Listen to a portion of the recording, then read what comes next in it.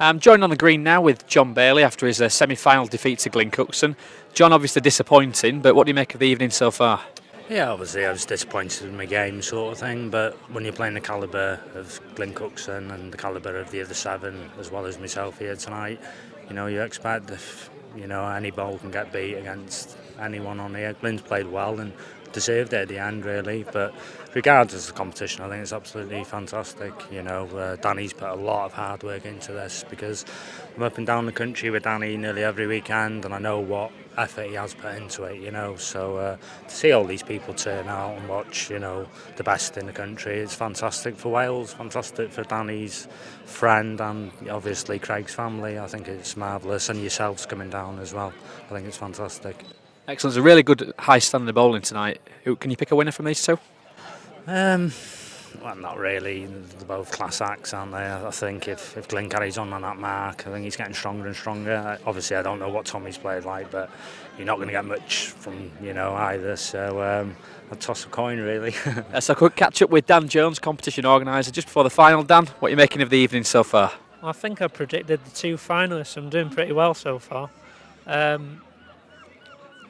Can't believe how good the games are. They've played the green really well, and I hope it's a good final. You must be very proud as well to see so many people around a bowling green. There must be at least 350 to 400 people. Just can't believe it. Amazed. Excellent. Well, enjoy the final. Good luck. Thank you.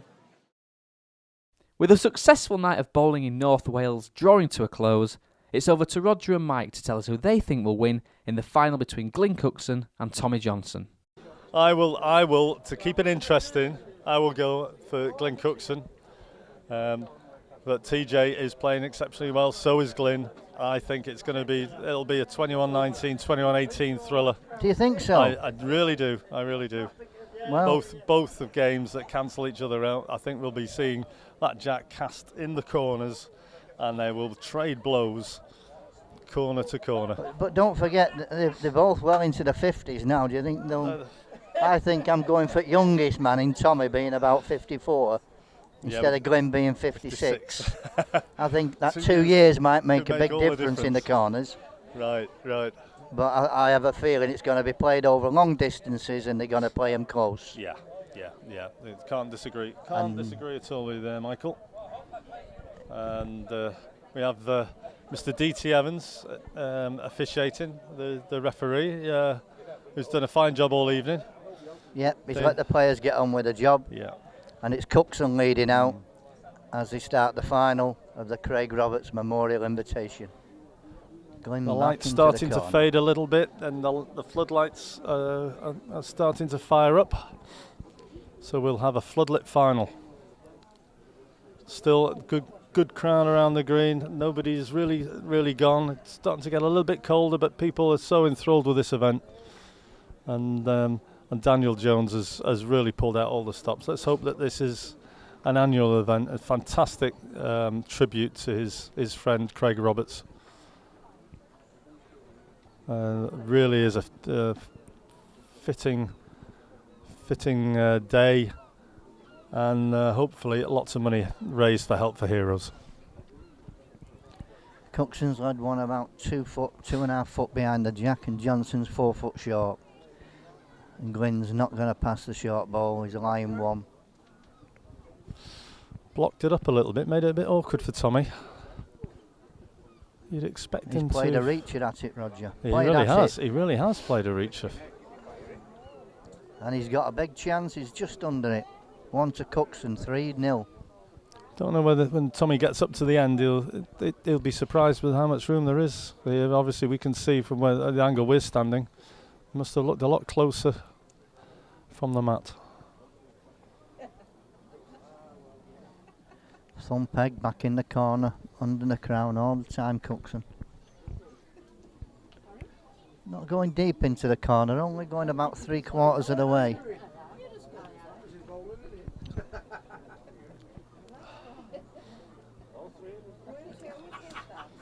But I think just passing that jack, there's a dip, isn't there, Roger? There is. Down, it really does start to pick up once you go past. But Glynn's really finding this to perfection. This mark, not an easy mark at all. It was what did the mark that did the damage against John Bailey.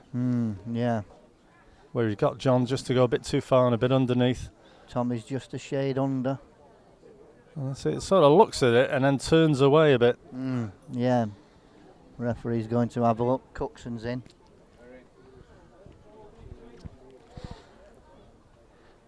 He's put this down light. He's giving Tommy a chance to play at it now.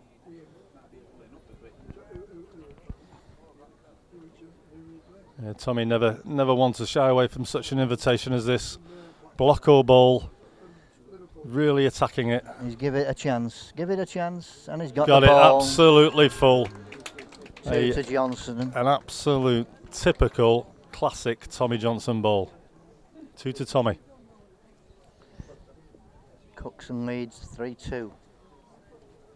Tommy wants to peg hard. Wants to peg. I think he's late too. Glynn centres. He's not bothering to see who's in. Glynn knows if he can put 2 foot, 3 foot in his first ball, he's got the winner. Labouring again, Michael. Yep. Tommy's now going to look. He's looking for 2, I think. 1 to Tom. Or 1. 3 across. Finger peg. No, he's going down the edge.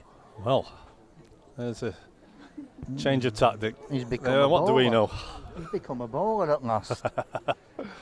40 years of chucking him, and now he decides he's an edge-to-edge player. Well, he must have just changed his game plan. But is this saying to Cookson, I can't beat you in the corners? No, I don't know. He just maybe saw those short balls from Glynn and thought, well, worth another end down this edge. Glynn's not made the same mistake this time though. Tommy's leaning, so he thinks he's narrow. Yep, you're right. Cookson's in.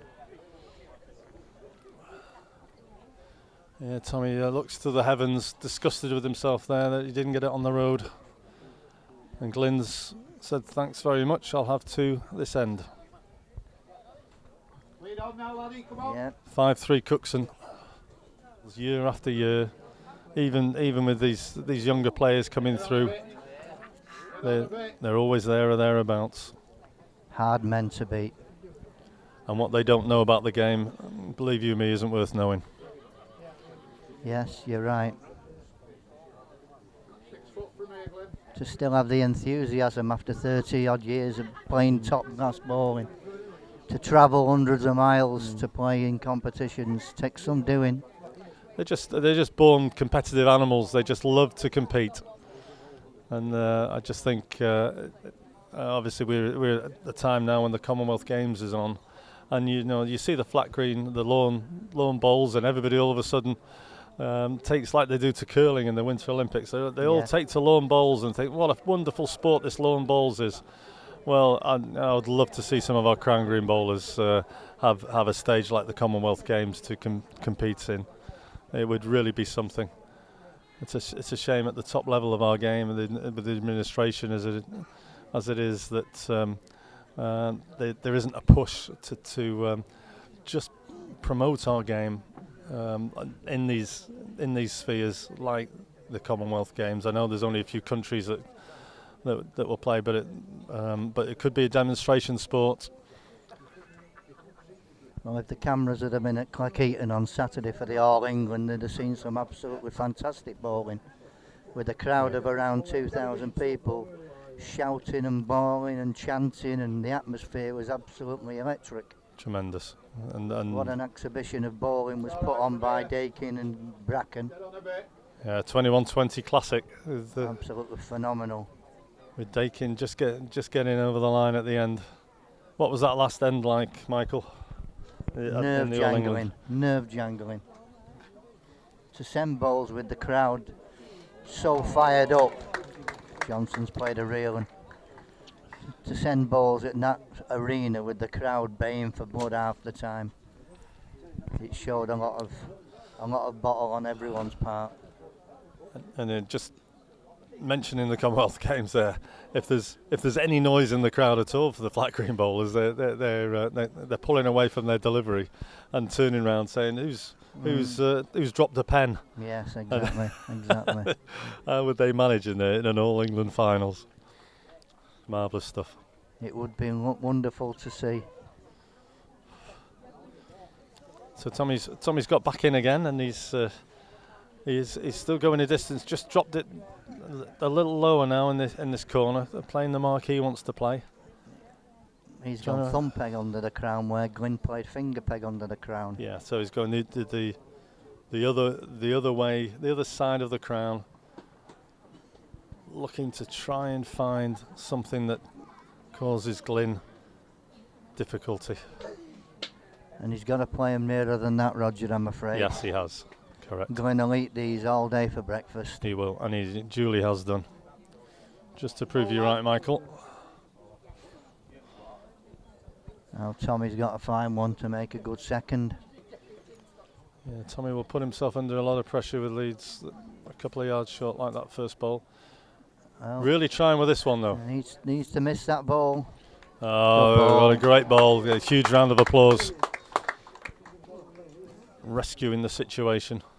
Glynn's played a yard or two over at this. Oh, Glynn's looking at it. Give it a chance. He really is looking at it. Give it a hell of a chance.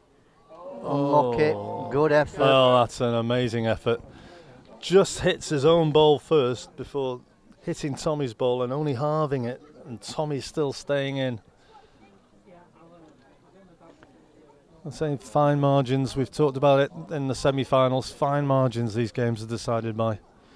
8-6 now. Cookson leads. And I think Tommy's changed his tactics. He's going to go a long way now. Maybe similar distance as Glynn's gone, but a different angle of the corners. Yeah, going the other peg in now. He's going to finger peg under the crown. Well, it can't be bad, this, Roger. Wherever it goes, it can't be bad. Looks another great lead. Can't be bad. Just nipped, little touch. But I think he'll take that at this stage. It is a hard mark. Playing them within a yard every end, he'll get you the win. Tommy's on a good road. Just a bit. He's just lively. gone on that brown stuff there. Yeah.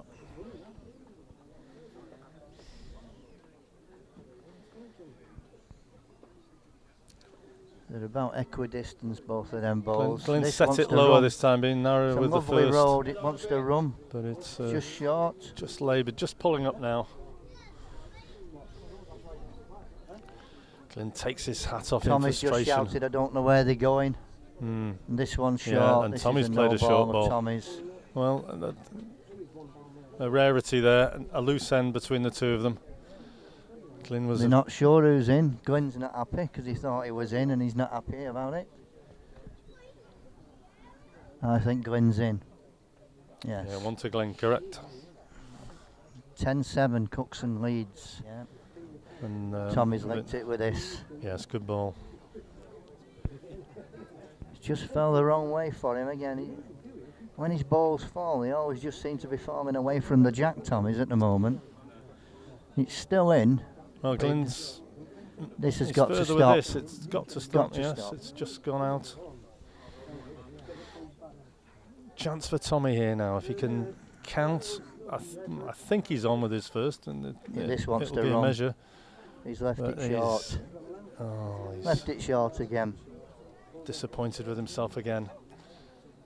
He might be one, but Glynn will probably have a good look at it. Yes, he's picked up his ball, so it's 1 to Tommy. So 11-8, Cookson leads. Tommy knows now's the time. He's got to find a lead. Coming down the edge here now, maybe changing the corners. He's tried going up the other way.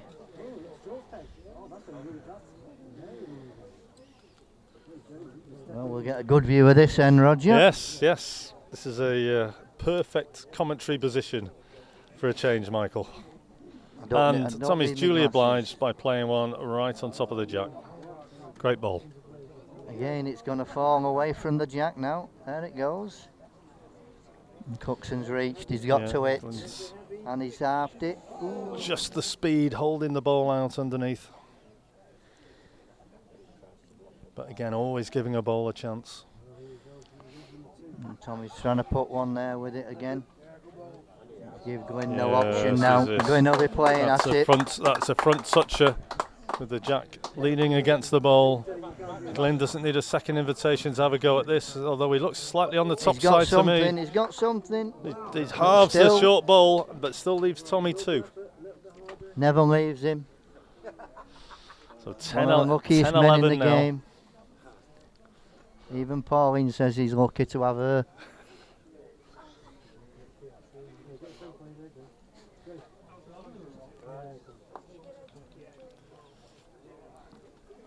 Tommy back up to the corner now. Thumb peg.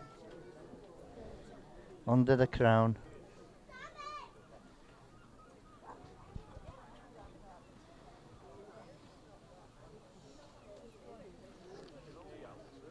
So Mark is favoured earlier on in the evening. Well, his road's right, Roger. If he's Yeah, got I on can't length. fault it. I can't fault it. It's all about length now.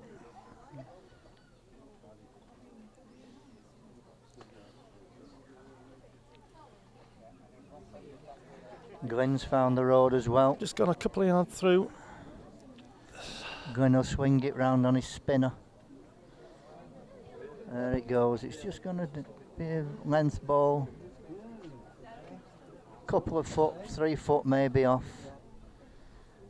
Tommy needs to peg quick. It's There's just something hanging off wrong this. with it. I think it's hanging off. Something wrong It's with it. not arriving.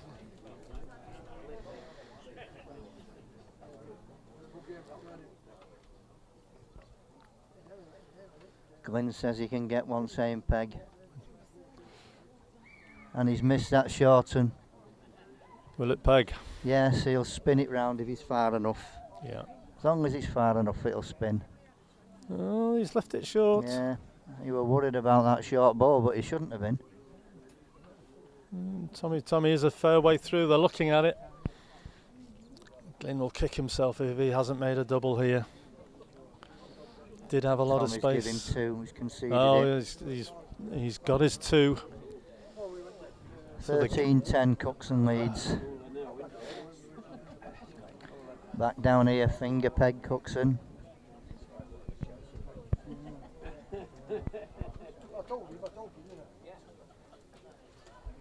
This is the mark that Bailey played, and it didn't go much, even if you were narrow. It tends to gather a little bit on this mark, Michael. You can be slightly narrow, and it'll drop back to it. And Glynn's a good pace here, and he's coming into the bank. And this is a cracking ball.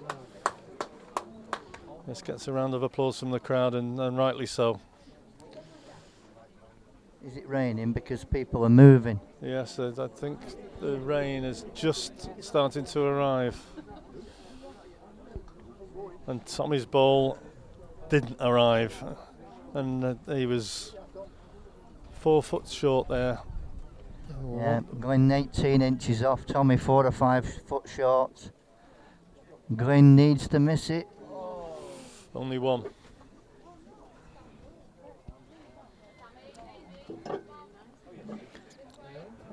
I think Tommy needs to come under these with a perfect length. I think he'll struggle here. It is short, and it stays underneath. A better length, but just hung off underneath. You give it any bit of land there, and it really has to be a perfect length if it's going to peg round to the jack. Yeah. And Tommy's on a lovely road. As long as he's far enough, he's just not finding it, Tommy, at the moment. He's playing too many short balls for my liking. He's bang on the road, Tommy, but he really is just struggling with his length. Yeah. In terms of short balls. Glynn keeps attacking that jack. Probably not got another, just got a touch outside. Thing is now with Tommy, he doesn't want to start overreaching. Being determined to reach, he's got to still carry on playing or trying to play a length. Yeah, there's a shout from the crowd. They seem to think he's just staggered in, but Glynn picks up his ball. Is it? One to just Johnston. The one to Tommy. 11:14. A great centrepiece for the Colwyn Bay Festival. This, and it'd be great if it could continue and become an annual event. But it takes a huge effort to organise, and Daniel Jones must be really proud of Welsh Bowls has certainly come out to support this, and as have the players from over the border and the visitors to the Colwyn Bay area this week. The bowling family really knows when to come out and support a great cause.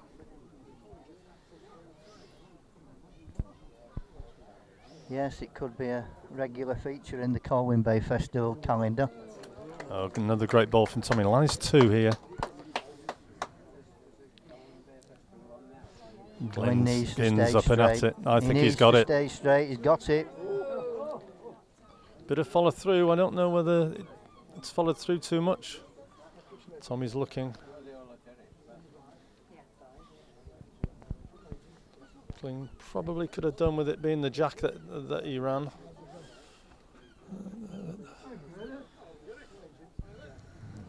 I think the body language says Tommy might still be on, although Glynn's stopping and looking and studying the end. Yeah, Tommy thinks he's in. Pegs. And then calling for the measures. First measure of the match. Yes. 14-12 for Cookson. See these guys, both in their 50s. They have still got great eyes in terms of judgment.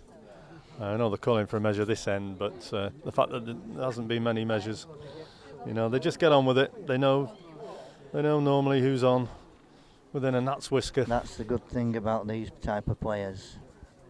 They're very sporting. They don't give bad information. No. They tend to have the right. If they're down, they'll say they're down. Yeah.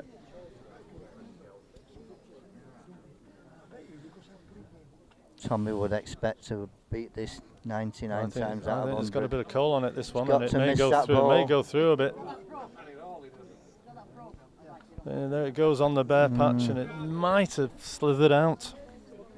Glynn's not bothered. He can play on his own. He'll be looking to play on his own. Play on length and touch his own ball over to make sure for 2. And he's short. Who's in, they say now. That's a bad ball at Glynn's. Yeah, it just shows how the changing pace of the green is catching the players out. They might have measures again after saying that they've not had them. Yes. Yes, Tommy's called for pegs. Yeah. I haven't a clue. No, they've not picked any ball up, so.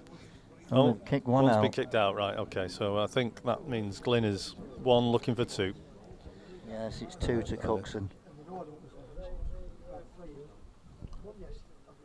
2 to Cookson, yeah. 16-13, leading out. To be honest with you, Roger, I think overall in the final, Cookson's been the better player. Yeah, in my opinion. Don't disagree. He's attacked the jack more consistently. Tommy's and led more consistently. And then had to change his game to try and find a weakness in Cookson's. And at the moment, he's not found the weakness.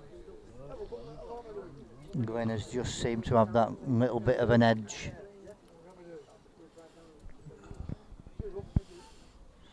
And it looks Glynn's leading has been just that much better. Looks like he's lying in here. If that can stop, it's line 2. Again, it's only a commentator's eye, Michael, but I think Glynn's just got the keener bowls of the 2. And I think on the green. Do you not think it's the way that he spins? Well, it could well be. It could well be. I don't disagree. That has a huge factor. And Tommy's narrowed up with his second, and I think Tommy should have been playing at that ball. Yeah. I think he should have gone finger peg. But you're right. Glynn's delivery is unique, isn't it? Yeah. In terms of the way he spins the bowls using his right hand, it's totally unique to the game. And you can actually see standing behind him how the bowls just sort of like spin up the land. He's obviously perfected it over about 40 years. Yeah. And it served him well. Yeah, he can make his balls climb up hills sometimes. That's a good ball. He's definitely one. Tommy's got a fine fabulous one. competitor, Glynn, and but so is Tommy. And Tommy's he reached. will not want to lose without a battle. Okay, it's that was a desperately winning unlucky. ball going in, missing. It certainly was. Managed to save one though, 19-13. And just the rubs now, just starting to go against. It's amazing, isn't it, this game, Michael? When you're winning, the rubs go. The rubs go your way, correct? Your way. Yeah. Why is it? It's incredible. It is. You're 24 in front and you're getting in off the game. But when you're 15-6 down, you go through every gap that is going and gaps that aren't even there. That's why you're probably losing and not winning. It's what they say. The 3 L's at this game. Get on the land, get on the line, and get as much luck as you can. That's it. And it's that last L. It's that last L that makes the big difference. You know, people argue that they make their own luck, and to a certain extent that is the case. But there is, there's been some heartbreaking ends that I've witnessed in my career of bowls over the years with various players. Yeah. And I'm sure you can think of many as well, Michael. But exactly.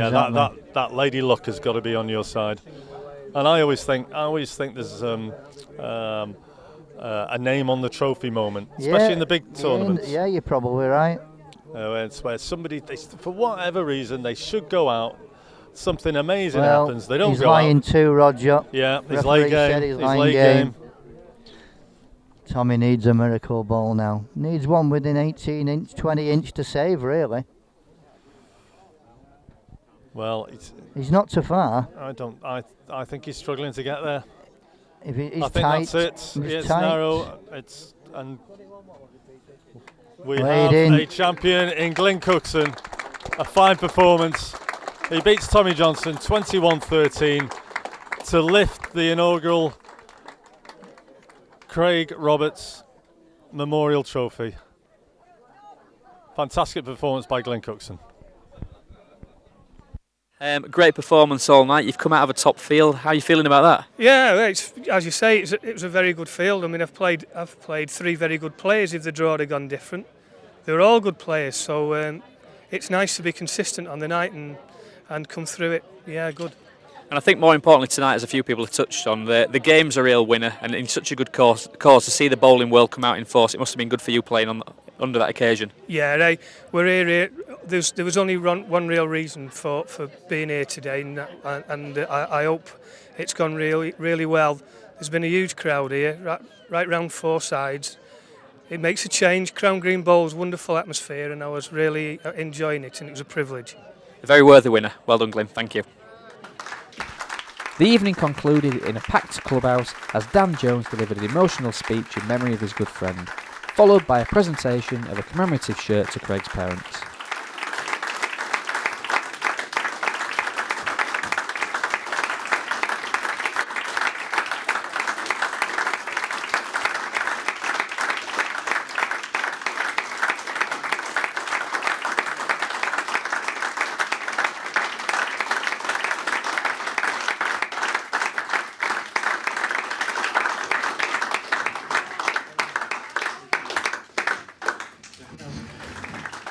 The players were then invited to collect their prizes, all of whom donated their monies to the charity Help for Heroes, bringing the total raised on the evening to £1,850. So Glynn is going to be presented with the Craig Roberts Memorial Trophy.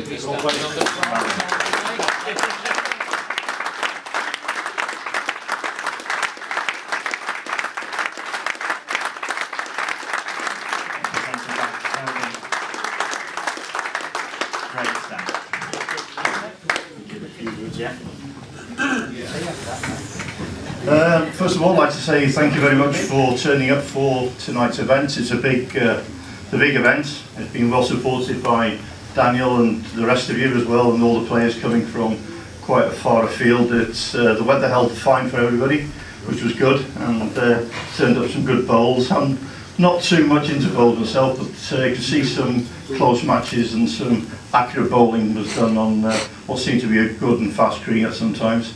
So thank you very much again for supporting the event in my son's name, and I'm sure he'll be very, very proud to see everybody here again. Thank you very much for turning up.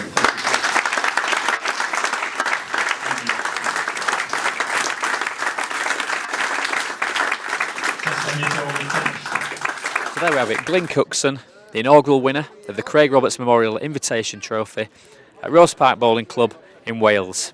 Thanks for watching. Online, on demand, on bluebordersports.co.uk.